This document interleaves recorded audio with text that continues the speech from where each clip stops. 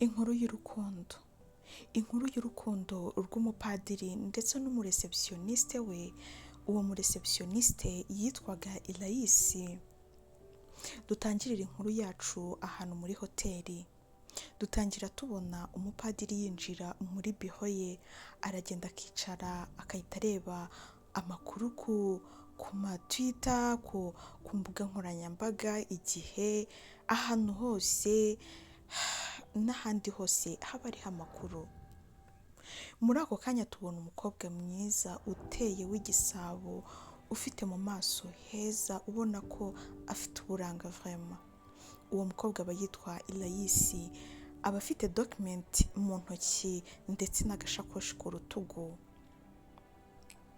Aragenda yagera kuri reception, haba hariho umuhungu, uwo muhungu baba bamwita Joel. Arambwira ati mwaramutse neza, banyita Elayisi, ndari mfitanye appointment na padiri. Arambwira ati okay, reka mbanze mpamagare and then ndakubwira. Waba wicaye hariya nta kibazo. Okay, murakoze. Ubwo Elayisi ahita agenda akicara aho abantu bategerereza heza, hari ibintu by'ibitako byinshi ndetse n'ibitabo byo gusoma. Muri ako kanya bahita bamubwira ati wakwinjira uraca hano utambike ibumoso bwawe, ubundi urahita ubona umuryango winjiremo. Elayisi aragenda n'amashyushyu menshi. Elayisi arinjira, akinjira mwaho ngaho akahita agenda agasuhuza padiri, akambwira ati Kristo Yezu akuzwe. Akambwira ati nawe uri umukatolike? Yego, ndi umukatolike. Nice kabisa, ni byiza. Bakwita nde? Nitwa Elayisi, nitwa Isheja Elayisi.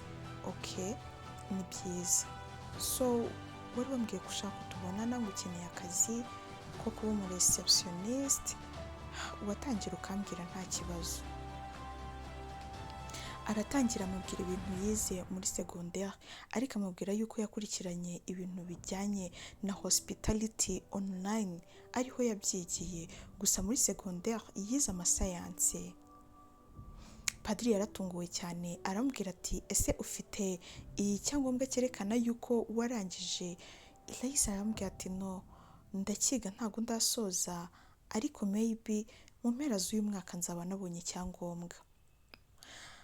Padiri aramureba arambwira ati muri iki gihe biragoye kwakira abantu, noneho amplis abantu berekeye kuri receptioniste, ahantu abantu bose banyura, hari igihe tugira nk'ibyago ukabona haje nk'abantu babishinzwe, ukabona barakubajije ati uriya muntu ko ari mushyashya wamukuye hehe, watwereka ibyangombwa bye, ugasanga ni ibintu bigoye cyane. Mvuze nuko nerekanye ibyangombwa byawe, ugasanga hoteli yacu igiye mu bibazo kandi nabigizemo uruhare. Arambwira ati nta kibazo, ubwo nagenda umunsi nzarangiza kwiga basi mu promisinge yuko ninza kubasaba akazi basi muzakama. Padiri yaramurebye arambwira ati taha ndagusubiza. Mu gihe ari gusa nk'usohoka, arambwira ati indoro yawe uburyo umezemo uruwo kuri reception pe, urabikwiriye, uvuga neza, ndi kukubonamo impano idasanzwe uramutse uri kuri reception. Elayisi yarishimye arambwira ati murakoze, kangende nkomeza amasomo yanjye, ubwo ahari muzansubiza. Mu by'ukuri uwo mupadiri ntabwo yari yanze kumusubiza kuko abona yuko, ariko yabonaga yuko harimo ibibazo, ariko mu by'ukuri nanone wabonaga yuko yamwishimiye vraiment, yamwishimiye pe. Ubwo umukobwa yaramanutse arataha, arigendera, ubuzima burakomeza. Padiri yakomeje gutekereza kuri Elayisi. Yaratashye araramutekerezaho, yibaza ubwiza yabonye, yibaza umukobwa mwiza yabonye, yumva biramurenze. Nibwo yahamagaye ikigo cyigisha ibintu bijyanye na hospitality, ahamagara umuntu waho, arambwira ati ndashaka ko nkorera igipapuro cyerekana ko umuntu yarangije kwiga hospitality hano, ndumva nshaka kubimfashamo. Narambwira ati nta kibazo rwose nagufasha. Ubwo ngubwo Elayisi yari yasize document ze, yarazifasha arebamo ibintu bimuranga, barangije babishyira kuri iyo document yagiye kumusabira. ndetse arangije bari banamutumye n'utuntu tw'udupasiporo natwo bahita batwomeka kuri iyo dokumenti. Ubwo ngubwo babonye igipapuro cyemeza yuko yabyigiye. Hashize nk'icyumweru yahamagaye Elayisi yaramwitabye arambwira ati muraho neza padi. Muraho neza Elayisi, umeze neza? Ego meze neza, gusa nyine ntukanyite padiri, jya unyita Franco basi. Ya ntacyo bitwaye. Ko mwari mumpamagaye se ni amahoro? Yego ni amahoro rwose nta kibazo Elayisi. Ahubwo se weho ubuzima bumeze gute? Ubuzima bwanjye bumeze neza nta kintu butwaye, ndacyategereje ndebe ko nzabona akazi. Yamuhamagaye ari kuwa gatanu arambwira ati rero ejo kuwa gatandatu uzaze hano, hari ibikoresho bimwe na bimwe nshaka gufata, kuwa mbere uzatangira akazi. Elayisi yarishimye cyane nk'uko babimubwiye. Yahageze mu rukerera araza bamuha ibyangombwa byose, bamukorera baji, bamuha n'imyenda y'akazi. Kuwa mbere yaje gutangira. Mu by'ukuri Elayisi yari umukobwa mwiza, umukobwa ufite uburanga uhebuje ku buryo nta handi hantu bimwe bajya bavuga ati umuntu arateye ni nk'igisabo. Exactly, uwo muntu niko yari ameze pe, yari ateye, oh my god, yari ameze neza. Ubwo padiri yakomeje kuzajya ahora anyura inzira ishobora kuba yamunyuza kuri reception akirebera Elayisi. Hashize nk'ukwezi, amezi 2 bakorana, yahamagaye Elayisi kuri telefone yisanzwe aramubwira ati uze kuza muri biro yanjye ndagushaka. Arambwira ati nta kibazo. Nibwo yaje kuza arambwira ati ndifuza gusohokana nawe iri joro. Arambwira ati ntabwo byakugiraho ikibazo se? Mbwira ati no, kwibigira ibintu birenze, wowe uze kuza dusohokane, nta kindi kintu. Ubwo barasohokanye baragenda, byari ibintu byiza. Bose batse icyo kunywa baranywa, barodaringa ibiryo bararya, byari byiza vraiment. Urebye uburyo bari bameze, byari ibintu ubona ko bishimishije.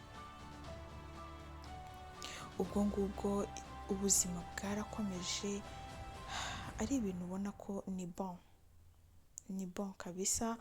Ubwo ngubwo ijoro ryabo ryagenze neza, bakomeje kubigira nk'ibintu bisanzwe, bakazajya basohokana n'iki. Umunsi umwe basohokaniye ahantu, ariko bajya ahantu ubona ko ni mu nzu ifitemo saro nyine, ubona ko ni inzu nyine, gusa niyo ari apartment bajyamo. Nibwo padiri yicaye abwiza ukuri Elayisi, aramubwira ati ndagukunda cyane. Elayisi yaratunguwe, yumva biranamurenze, n'isoni ziramwica. Aravuga ati what? None se birashoboka ko mwebwe mwakunda koko, ko akazi kanyu aba ari kwiharira Imana gusa? Franco yaramurebye, ari we padiri Franco yaramurebye aramubwira ati kuza mu murimo w'Imana ni ibintu byiza pe, ni ibintu buri wese yakishimiye, ni ibintu buri wese, buri muntu afite imbaraga yaza akabikora. Ariko abantu baribeshya cyane, iyo umuntu agezemo biba ari ibintu bicanganye. Iyo uzi yuko muri wowe usa nkaho ugiramo kuba wakikundira abantu tudahuje ukomeze, ntabwo biba ari ngombwa yuko wenda winjiramo cyane. Yego ukinjiramo uba wumva ugifite inyota n'iki, ariko iyo ugezemo ubona ko wayobye. Narakubonye numva ndakwishimiye, numva umutima wanjye. Bajya bavuga ngo iyo umubyeyi agize ikibazo amabere yikora tonsa. Ibaze ko nanjye amabere yikoze ntonsa, none ntari n'umugore ngo ndanayafite. Narakubonye numva mvuye mu byanjye. Ibaze yuko ndagiye kugushakira ibyangombwa kugira ngo basi njye nkubona uko buri munsi uko numva mbishatse. Byari ibintu bitangaje vraiment, ni ukuri pe. Gusa narakwishimiye bihagije, uri umukobwa mwiza, unyemereye twakundana. Nimba ari n'ibingibi yego nabivamo, ariko nkakugumana. Mu by'ukuri Franco ntabwo yari umuhungu mubi. Yego ni kwa kundi umuntu aba agomba kwambara nk'uko abihaye Imana bambara, ntibambare ibintu bisa nkaho ari abasore ari urubyiruko rw'iki gihe baba bambara za pati ugasanga hejuru hangana nko hasi, ku buryo ipantaro ushobora kuba wayikoramo indi pantaro cyangwa ugakoramo ijipo ukambara ari kinini kabisa. Ariko yari umuhungu mwiza, ufite nyine mwiza, nyine uvuga ngo yubatse umubiri, ariko wakunda Imana iba yarakwihereye imigisha ukiterera neza utigeze ujya no muri gym. Ubwo Irayisi yaje kumwemerera barakundana, ariko yahoraga ari mu mayobera kubera no gukundana n'umupadiri ntiyigeraga abibwira n'inshuti ze basi ngo azigishe inama. Yumvaga ashobora kuba amwiciye kandi ataragira na gahunda yo kuba yadisida kuhita avamo. Barakundanye urukundo rwiza, umwaka urashira, uwa kabiri urashira, batari bigera banaryamana, kuko yari yaramubwiye yuko si cyo kintu amushakaho, ahubwo abona baramutse bari kumwe yakwishima, byamushimisha ndetse bagakorana n'umuryango. Ibyo ngibyo byabashaga gukurura Irayisi cyane, kubera yuko muri iki gihe gukundana n'umuhungu ukwezi kugashira amezi 2 ataragusaba kuryamana nawe ni ibintu bisa nkaho bitangaje, binarenze cyane. Byaramukururaga birenze. Nibwo umunsi umwe baje kongera barasohokana, Padiri Franco aramubwira ati mfite idea. Irayisi aramureba aramubwira ati nguteze amatwi. Franco arangije aramubwira ati ndumva nifuza kuzabana nawe, so nkaba nari mfite igitekerezo kimeze gutya.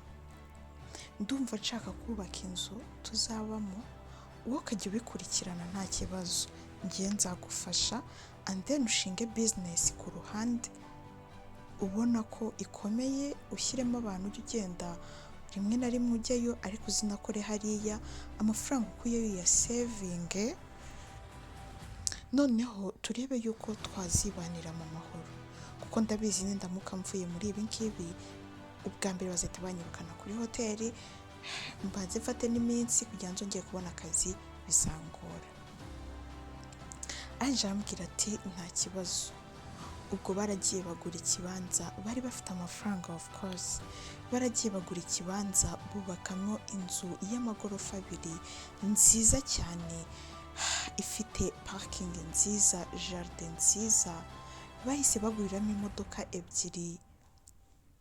Byose babyanditse ku mugore, babyanditse kuri Irayisi, ndetse n'inzu imwandikwaho. Byari ibintu ubona yuko bagiye kubitegura neza. Ubwo barangije kuyubaka, baragenda baguriramo materials, ibikoresho byose bigenga mu nzu biba birimo, ibintu byose babishyiramo. Bahise bashinga alimentation yari ikomeye cyane. Alimentation bahise bayitirira izina rya Franco, ariko babona ntabwo bijyanye. Barangije bayita Irayisi's supermarket. Uko nguko ibintu byose barabitegura, biragenda bijya muri gahunda. Barangije barangura imodoka nyinshi nazo, gusa byose ari kampani icuruza imodoka, nabyo babyandika kuri Irayisi. Ubwo hashize imyaka 3, Irayisi nibwo yaje gutwita, atwitiye Padiri Franco. Franco nibwo yaje kwerura, arasezera, yandika ibaruwa isezera mu gipadiri, buri kintu cyose arasezera. Igera i Roma, baramuhamagaza i Roma, afata indege aragenda, baramubaza ibibazo byinshi arasubiza, bahitamo kumurekura arigendera. Gusa yahise anandika iretre isaba kwegura kuba umuyobozi wa hoteli, ko yumvaga n'ubundi aho kugira ngo arindire bazabimubwire yabyikuraho. Nibwo bahise bamubwira ati nta kibazo, turashyiraho undi w'umupadiri, ariko wowe wenda uhita uba manager, nta kibazo, ariko ukomeze ukoremo. Ndetse na Irayisi bamugumizamo ari uri mu receptioniste. Ntabwo bari bazi ibijya mbere. bari bazi yuko asezeye mu kazi nta kindi. Ubwo baragiye biberaho uko nguko, abashuti be bakajya baza kumusura n'abapadiri bagenzi be bakaza kumusura aho ngaho mu rugo, ubona ko ari ibintu bishimishije. Byageze aho ngaho Ilayisi na Franco baragenda bajya mu rukiko, barasezerana imbere y'amategeko, imbere y'inshuti n'umuryango. Byari ibintu bishimishije. Gusa Ilayisi yari agitwite. Barasezeranye, Ilayisi supermarket ikomeza kugenda itera imbere, ndetse na kampani yabo icuruza imodoka nayo ikomeza kugenda itera imbere mu buryo bugaragara. Baragenda baba bakire, baje kubyara umwana, babyaye umwana w'umukobwa mwiza usa na Franco. Hashize nk'amezi 6 umwana bamubyaye, bahise bapanga gukora mariage. Bakora mariage, of course bahita basezeranira muri Catholique, baranabasezeranya bishimye cyane. N'abantu benshi bataha ubukwe bwabo, inshuti n'abandi bantu b'abafansi babo. Byari ibintu ubona ko bishimishije. Bakomeje kubaho mu buzima bwabo bwa buri munsi, urukundo ruragenda ruriyongera, ruranikuba. Nabwo bahise basezerana ivangamutungo, of course bya bindi byose bahise babisharinga nta kibazo.